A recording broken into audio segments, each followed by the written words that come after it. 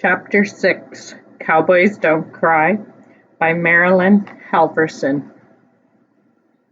Standing there in a pair of patched jeans and an old jacket that looked as dirty as mine, and with her long blonde hair hanging in wind-blown tangles, the girl looked great, but she also looked upset. "Hi," was all I could think of to say, especially since I still hadn't found out her name.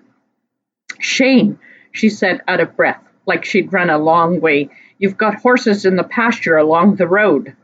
"Yeah," I said slowly, wondering what it was to her and getting the feeling that I didn't want to hear whatever was coming next. "One of them's hung up in an old barbed wire fence there, and she's really tearing herself up." I felt the bottom drop out of my stomach. "Which horse?" I asked, so low I could barely hear it myself. "The Palomino." "Oh, God, no, please, not Angel." I was already on my way out the door. "Isn't your dad here? We're going to need help to get her out of there." "My dad's never around when I need him," I yelled over my shoulder. I hadn't meant to say that, but sometimes when you're upset enough, you accidentally tell the truth. I dragged the toolbox out of the truck and started pawing through it, looking for the wire cutter. "We'll need a halter," she said. "In the barn." She was back with it by the time I found the cutter. "It's quite a ways. We can ride double." For the first time, I noticed the blue roan horse standing ground-tied in the yard. She got on and took her foot out of the stirrup so I could get up behind her. I don't think that horse had ever been ridden double before.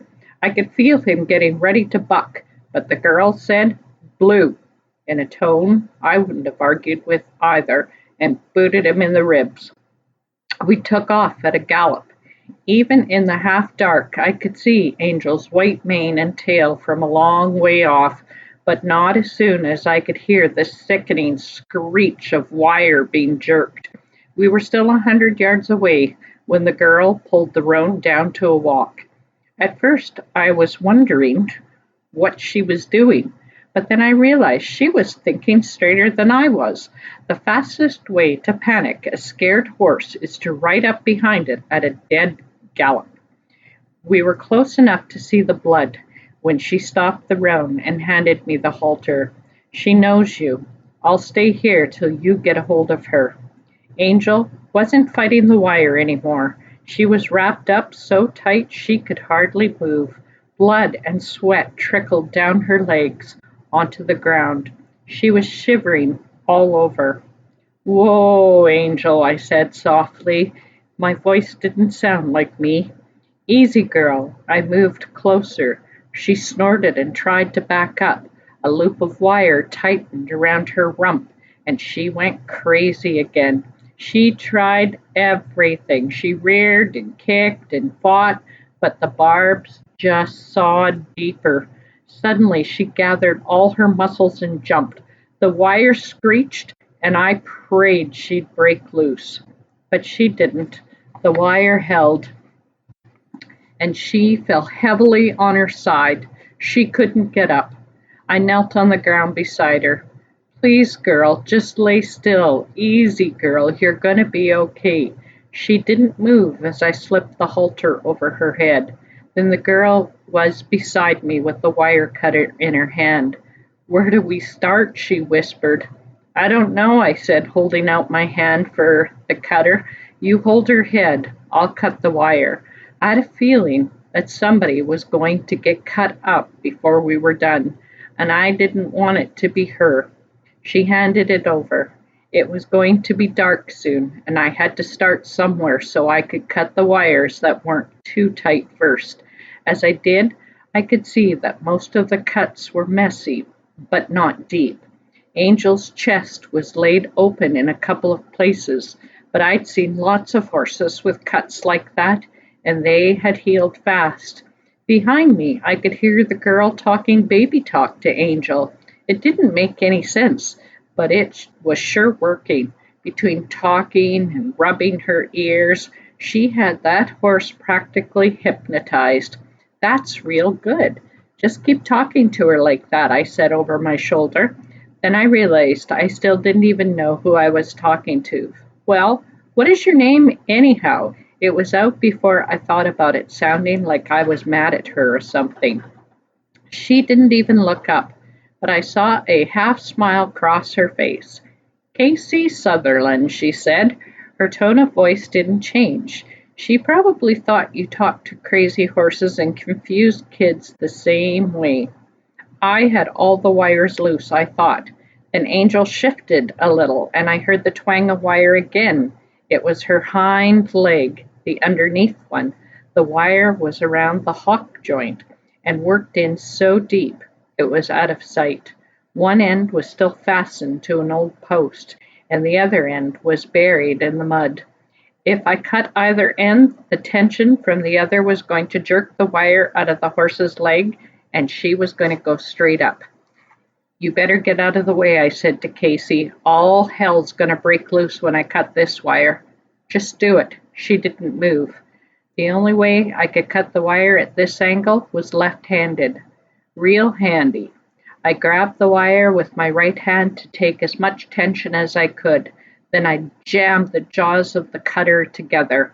Everything happened at once. I heard the wire snap. I felt something red hot tear through my hand and saw Angel's big body heaving upward above me. I rolled away from the scrambling hoofs. I opened my eyes a second later. Angel was on her feet, snorting and shaking. Casey was on the ground with mud all over her, but she was still holding onto the halter rope.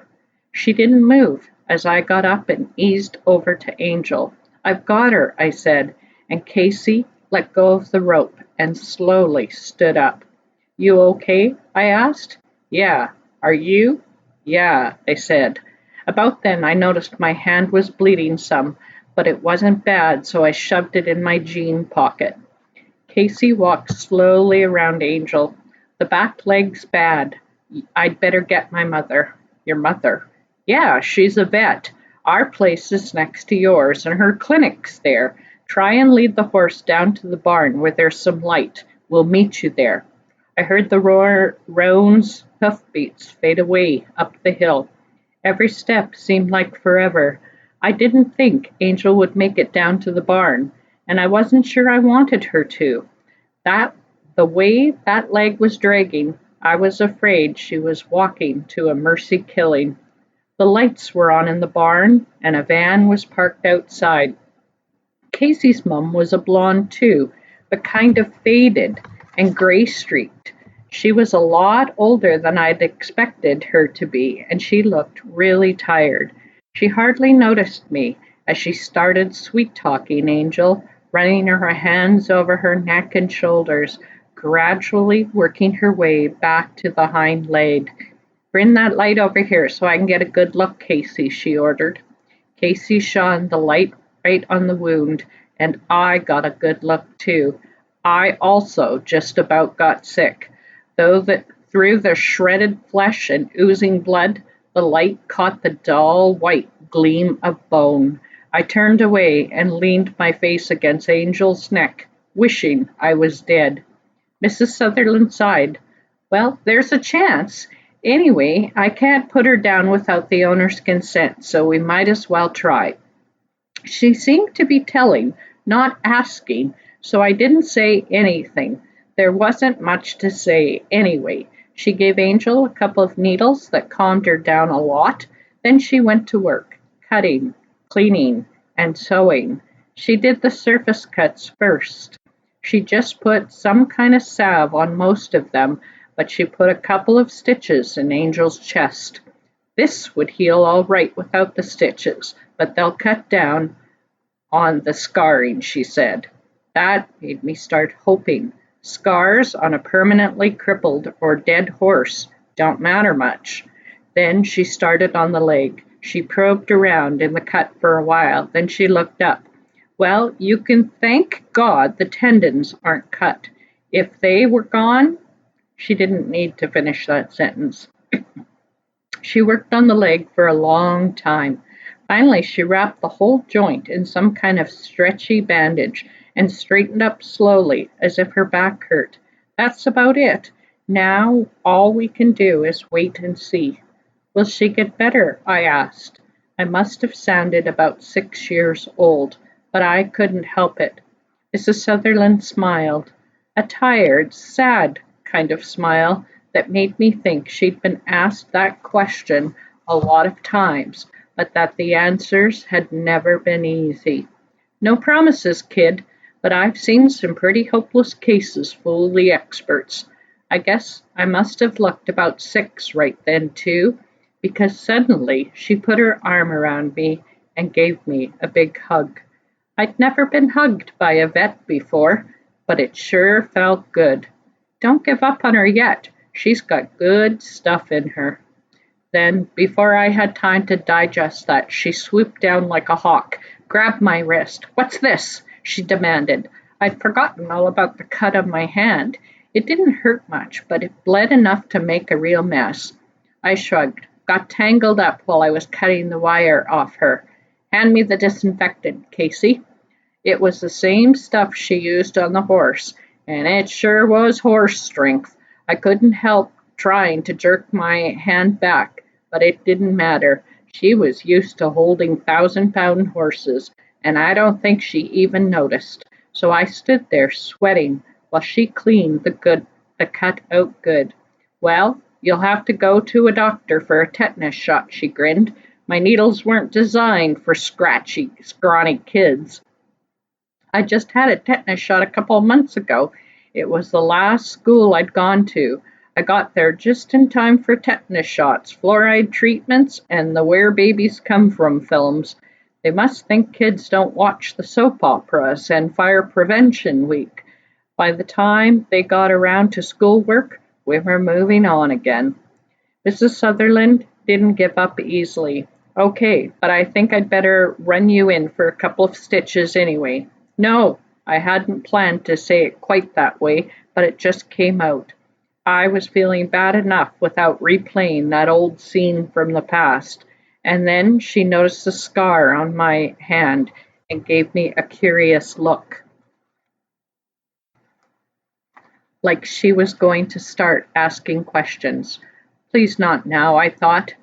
It must have shown on my face because she suddenly shrugged and turned to Casey. "Okay, if that's the way it's going to be, hand me a horse bandage. I guess it'll work just as well on a mule." It was getting late by the time she loaded all her stuff in the van, but tired as she was, she stopped in the doorway, looked worried. "Are you sure you'll be okay here alone until your dad gets home?" A lot better than I'll be after he gets home, I thought, but I just nodded. "Well, okay. You can try feeding her, but don't worry if she isn't interested. She won't starve. I'll come down tomorrow to check the bandage, and my number's in the book if you need me." "Thanks," I said. It didn't seem like enough, but that was all there was to say. She went out, and I could hear her arranging her stuff in the back of the van. That left Casey and me. Up in the pasture with Angel, it had seemed like we'd known each other forever. Now we were suddenly strangers again. We stood there looking at each other. Then she turned and patted Angel's neck. "Take it easy, girl," she said softly, and turned to walk away. "That's it?" I thought. "She says goodbye to the horse and leaves?" Suddenly she stopped and turned towards me. "I'm really sorry, Shane," she said, almost in a whisper. She was looking right at me, and the light from the bare bulb caught her face. I could have sworn there were tears in her eyes. I know girls are supposed to cry easy, but over a horse that didn't even belong to her? It was crazy. But I guess I like crazy people because right then she became the most special girl in the world to me. She had turned away and was almost at the door. "Casey!" I almost yelled it. She stopped, looked back, but her face was in the shadows now. I couldn't let her go without saying something, so I said the first thing that came into my head. "Your mom's real nice." I know it was stupid, but the only other thing I could think of was, I love you, and I didn't think she was quite ready to hear that. Thanks, she said in a kind of funny tone. See you tomorrow. Then she was gone.